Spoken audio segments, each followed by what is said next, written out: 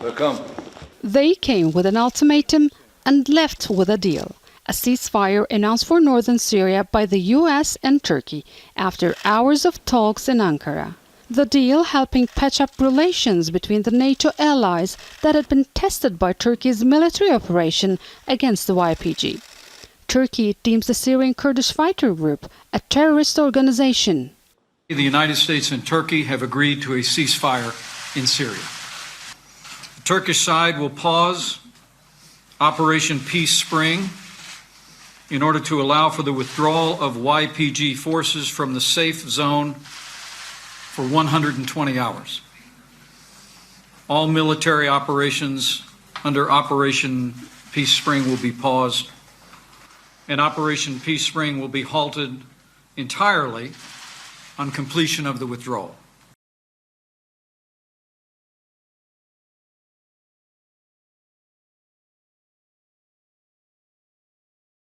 The Turkish president has denied reports of clashes in northern Syria. That's after the United States and Turkey agreed to a ceasefire. But there were clear sounds of gunfire near the border today. The deal was meant to end the bloodshed caused by Turkey's offensive, which was triggered by Donald Trump removing U.S. troops from the region. After 5 hours of talks in Ankara, U.S. Vice President Mike Pence brokered a deal with Turkish President Recep Tayyip Erdogan. They agreed to a 5-day ceasefire in the Turkish assault on northern Syria. During that time, American forces will help Kurdish militia pull out of the conflict area. That wins Turkey control of the so-called safe zone it wants to establish in Syria.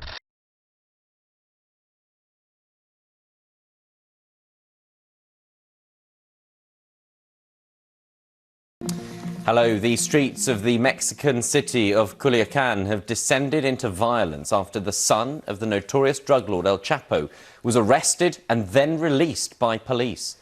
The detention of Ovidio Guzman Lopez led to a fierce street battle between masked gunmen and security forces. The country's security minister says the decision to let him go was taken to protect lives.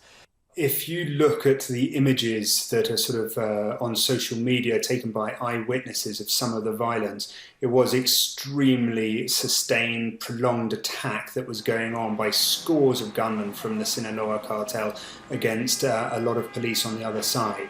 Now, the way that the local government, the state government in Sinaloa are explaining it is that they took the decision to essentially release the son of El Chapo Guzman, sort of for the protection of the town.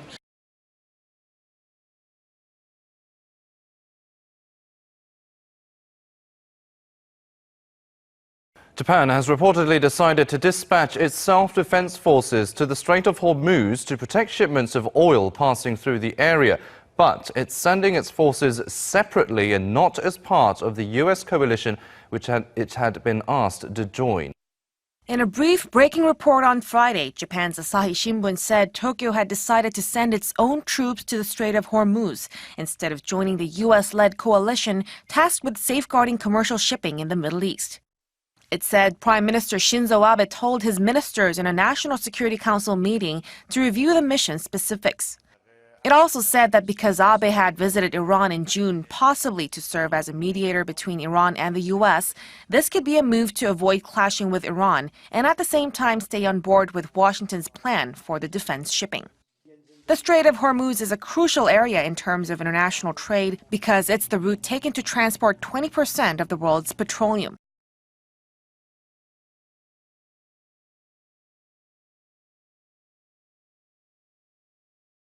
Anti-government protesters pounded Hong Kong's streets again this afternoon, ahead of what could be the 20th straight weekend of rallies. Doctors and nurses held a sit-in protest at a hospital in Tuen Mun. They were protesting after police abruptly entered a maternity ward last week while a heavily pregnant woman was undergoing checks. Now that's on top of a lunchtime flash protest. That's where hundreds of office workers marched in different commercial districts. Separately, police have rejected a permit request for an anti-mask rally in Kowloon on Sunday. They say it's high time to end violence for good.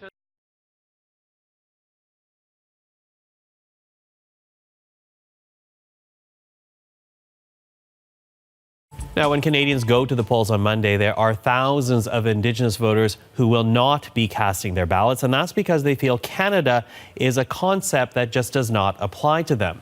This is our longhouse. Kenneth Deere doesn't consider himself a Quebec or Canadian citizen.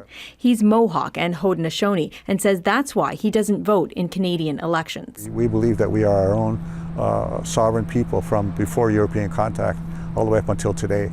So we don't look at the Canadian government as being our government. The Haudenosaunee or Iroquois Confederacy is a group of 6 nations: the Mohawk, Oneida, Onondaga, Cayuga, Seneca, and Tuscarora. This is a replica of what we call a two-row wampum. The two-row wampum is at the heart of the way Haudenosaunee see their relationship with other nations. One purple row is our people in our canoe. And then the other purple row is a ship with sails. We believe the Canadian government is the ship with sails, you know. And then it's not up to us here in the canoe to decide who steers that ship with sails, you know. That's theirs. That's their. They have no business telling us how to steer our canoe.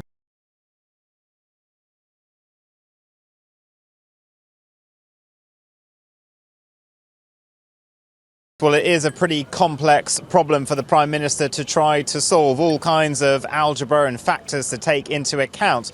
He essentially needs 320 votes to get this deal through the House of Commons. His party currently only has 287 members. Even when they had the DUP on board, that was giving them a majority just under Theresa May. But because Boris Johnson has kicked out 23 members of his own party, he is not close to a majority at the moment. So there are 3 groups that he needs to work on. The first is the DUP. Now, they are pretty adamant that they cannot get behind this deal. Sammy Wilson, their leader here in Westminster, has said Conservative and Unionist MPs must take a stand for the Union and join us in rejecting the deal. Now, they are only 10 votes, but they also unlock the ERG, those hard Brexiteers who never got behind Theresa May's deal. Now, some of them this morning have come out and said, like John Barron, that they might back the deal tomorrow, not dependent on what the DUP do. So Boris Johnson still needs to try and find more votes because that is still all up in the air.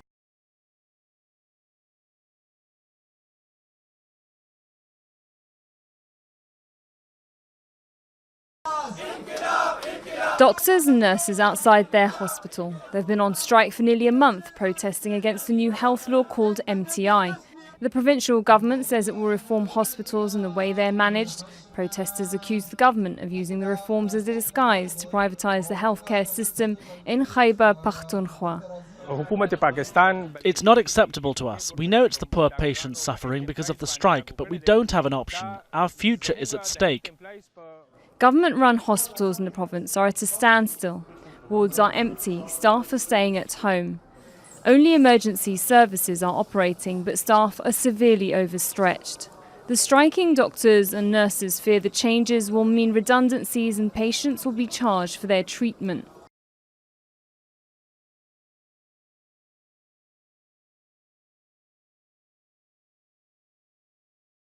The Tokyo Olympics are less than a year away, but the global sporting event is already being plagued by difficulties. Tokyo's notoriously hot and humid summer has prompted the International Olympics Committee to move the marathon to a cooler part of Japan for the safety of the participants. The 2020 Tokyo Olympics will be held from July 24th to August 9th next year. At that same time of the year, highs in the Japanese capital can hit a sweltering 40 degrees Celsius. During the same period this year, around 50 people died due to the intense heat and thousands were hospitalized.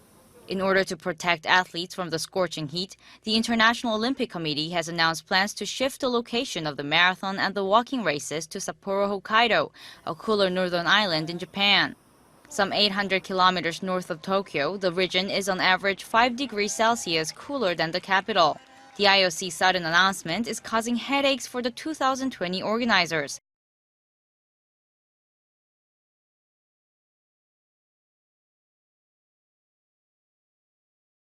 This really is the last thing you'd expect to smash into your home. A 7-kilogram rocket blasted out of a park hundreds of metres away. It's left the bathroom a mess, and police hunting the couple suspected of setting it off. With a missile-sized hole in his ceiling, this is where it came through. It Broke through the tiles, broke through the truss, broke through the horizontal support. Tom Batomsky is amazed no one in his family was killed when a 7-kilo metal shell was shot into his bathroom. It's normally the time me and my brother are in the shower getting ready for work or coming home from work, so we're lucky we weren't there. It was definitely a pipe bomb. Police want to speak to this couple, seen carrying a similarly shaped silver object minutes before the projectile was launched on August 28 from this reserve turned local dumping ground. It was just over half a metre long, weighed 7 kilos. We haven't dealt with something this big for some time. Until we speak to the people, we won't know what their intentions were.